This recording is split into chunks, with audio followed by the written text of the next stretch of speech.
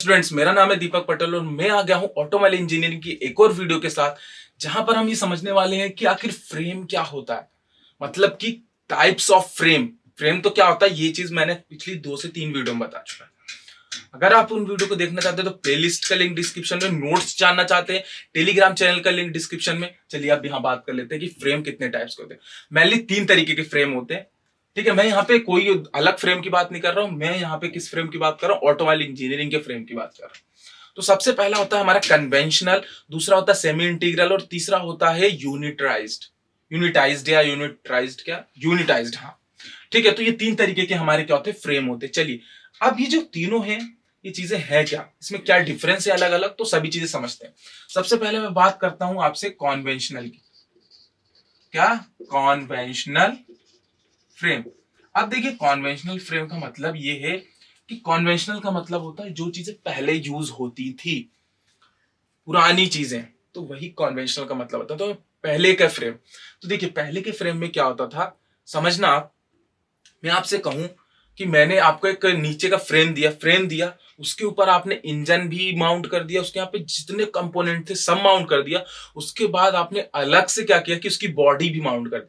But आपने body engine के, sorry frame के ऊपर सारी चीजें माउंट तो की, बट आपने उसको उसके साथ अटैच कर दी।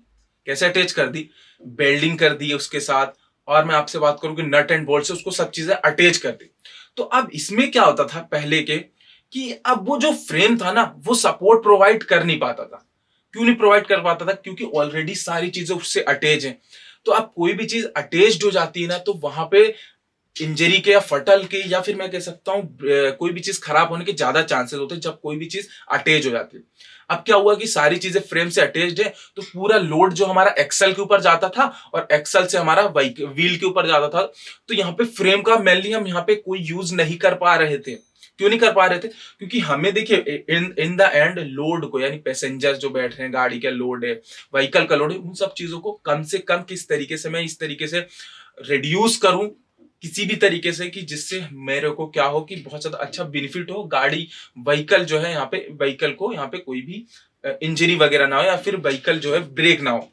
ठीक है, तो चलिए इन सब चीजों को कॉन्वेंशनल फ्रेम पूरा नहीं कर पाता था। क्यों? क्योंकि मैं आपसे कह रहा हूं कि वो इंजन, बॉडी, सारी चीजें फ्रेम से बेल्ड होती थी या नट बोल्ट से अटैच होती थी। तो ये बहुत बड़ा एक ड्रॉबैक था कॉन्वेंशनल फ्रेम का। और यहाँ पे जो स्टील यूज होती थी वो कंप्रेस्ड यानी प्रेस्ड स्टील यूज होती थी। यहाँ पे स्टिफनेस स्टील भी यूज नहीं होती थी, तो प्रेस्ड स्टील यूज होती थी। यहाँ पे बहुत सारे ड्रॉबैक थे जो हमारे कॉन्वेंशनल फ्रेम थे, जो कि मेनली ट्रक वगैरह में ये सारी चीजें ज्यादा यूज होती थी। तो सबसे पहले तो मैं यहाँ पे क्या लिख सकता हूँ कॉन्वेंशनल फ्रेम में। अब मैं आपसे ये कहना चाहता हूँ कि कॉन्वेंशनल फ्रेम जो है, यानी कि जो टाइप्स ऑफ फ्रेम है उसमें, तो यहाँ पे सबसे पहला पॉइंट मैं क्या लिखूंगा, आप बताइए। कॉन्वेंशनल फ्रेम का यहाँ पे दी क्या चीज, the engine, transmission system, body, और क्या कह सकते हैं, suspension system, all are directly, कहां से, डायरेक्टली अटैच्ड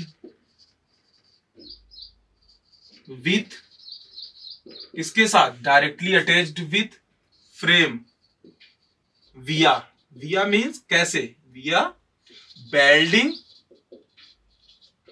और नट एंड बोल्ट। तो ये सब चीजें पहली चीज।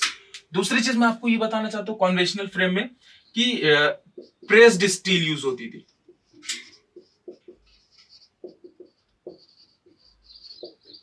ठीक है, तो इतनी चीजें यहाँ पे, तो यह क्या होता था, there is more chance of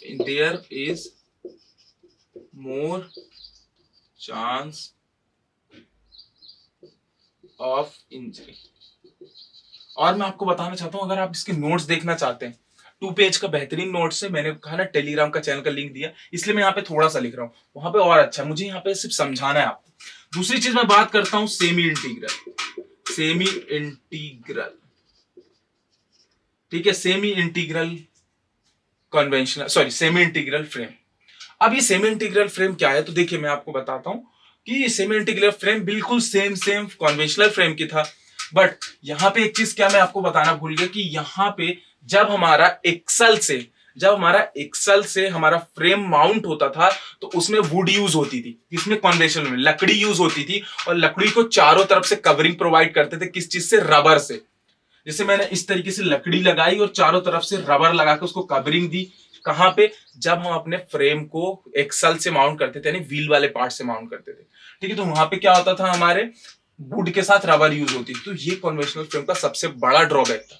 दूसरी चीज, सेमी इंटीग्रल में सब चीजें सेम थी, बस यहाँ पे स्टिफनेस स्टील का यूज किया गया। दूसरी चीज, वहां पे वुड और रबर को हटा के यहाँ पे स्टिफनेस मटेरियल लगाया गया, जैसे कि मैं बात करूं आपसे स्टील के मटेरियल, ठीक है। तो तीसरी चीज, सिर्फ दो ही डिफरेंस है किसमें, कन्वेंशनल में और सेमी इंटीग्रल में। और सबसे आखिरी में आता है हमारा यूनिटाइज्ड यूनिट फ्रेम। अब ये यूनिट फ्रेम क्या है? ये एक बहुत बड़ा चेंज है फ्रेम में। पहले क्या होता था, फ्रेम अलग था, सारी चीजें अलग थी। ये साइड में आपको एक मैं एग्जांपल दिखा रहा हूं, इसको आप देखिए और इसमें आप समझिए कि यहां पर अब फ्रेम का चक्कर ही हट गया। पूरी बॉडी जो है, मैं कह सकता हूं कि पूरी सारी चीजें एक ही सांचे में, एक ही फ्रेम में आई है हमें। मतलब यहाँ पे ऐसा नहीं कि फ्रेम अलग है बॉडी अलग है, देखिए आप सारी चीजें एक ही कर दी गई। दिख रहा है आपको साइड में एग्जांपल? तो ये यूनिट फ्रेम का एक एग्जांपल है। अब यहां पर मैं आपको बताना चाहता हूं कि ये जो मेरा बताने का मोटिव था कि टाइप्स ऑफ फ्रेम, ये अगर आपके एग्जाम में आएगा तो बहुत ज्यादा मार्क्स में नहीं आने वाला, या तो 4 मार्क्स में आएगा या 7 मार्क्स में आएगा। तो इसके लिए मैंने यहाँ पे जो चीज बताई कि कन्वेंशनल फ्रेम क्या होता है, क्योंकि एंड ऑफ द एग्जाम की जब हम बात करेंगे वहां पे, तो वहां पे अगर मैं यहाँ पे कुछ कितना भी लिख के बता दूं, आप एग्जाम में ये चीज नहीं लिख के आए, बट जो चीज आपने समझी है वो आप एग्जाम में अच्छे से अपने मन से लिख के आ पाएंगे। तो यही मैं बताना चाहता हूँ, कन्वेंशनल फ्रेम को मैंने आपको अच्छे से समझा दिया। सेमी इंटीग्रल फ्रेम में सिर्फ इतना ही चेंज है, जितना कि मैं आपसे कहूं कि यहाँ पे जो वुड यूज होती थी और उसको रबर से कवर किया जाता था। मतलब ये वुड है और मेरा हाथ रबर मैंने कवर किया।